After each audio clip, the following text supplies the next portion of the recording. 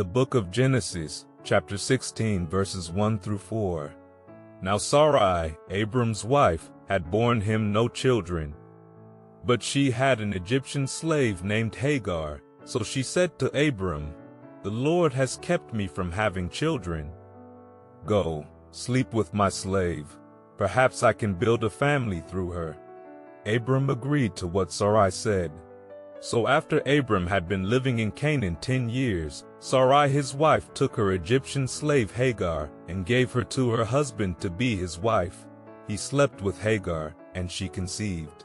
This passage introduces us to Sarai's impatience and her decision to take matters into her own hands. Instead of waiting for God's promise, she sought a solution through Hagar. This teaches us about the human tendency to rush God's timing and the importance of patience and trust in His plans. The book of Genesis, chapter 16, verses 5 through 6. Then Sarai said to Abram, "You are responsible for the wrong I am suffering. I put my slave in your arms, and now that she knows she is pregnant, she despises me. May the Lord judge between you and me." "Your slave is in your hands," Abram said. "Do with her whatever you think best."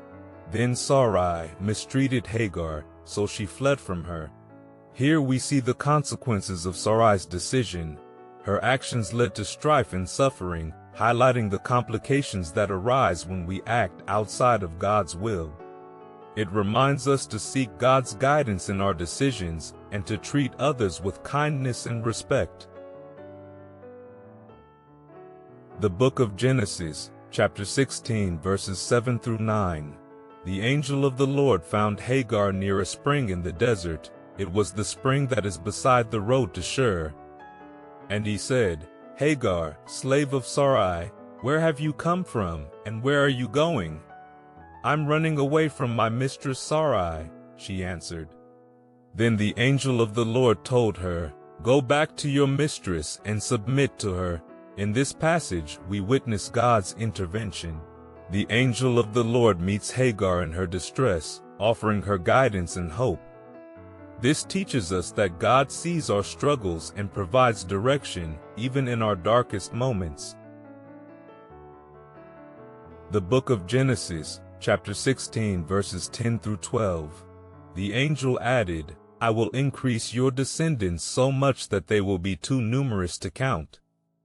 The angel of the Lord also said to her, "You are now pregnant, and you will give birth to a son. You shall name him Ishmael, for the Lord has heard of your misery. He will be a wild donkey of a man. His hand will be against everyone, and everyone's hand against him, and he will live in hostility toward all his brothers." God's promise to Hagar reveals His compassion and faithfulness. Despite the circumstances, He blesses Hagar and her unborn son, Ishmael. This reminds us that God's blessings can come in unexpected ways and that He remains faithful to His promises. The book of Genesis, chapter 16, verses 13 through 16. She gave this name to the Lord who spoke to her, "You are the God who sees me," for she said, "I have now seen the one who sees me." That is why the well was called Bir Lahai Roi. It is still there, between Kadesh and Bered.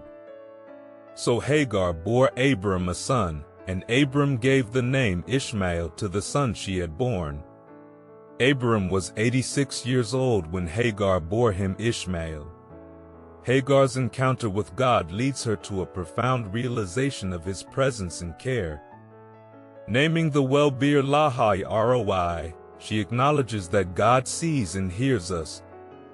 This passage encourages us to recognize God's presence in our lives and to trust that He is always watching over us.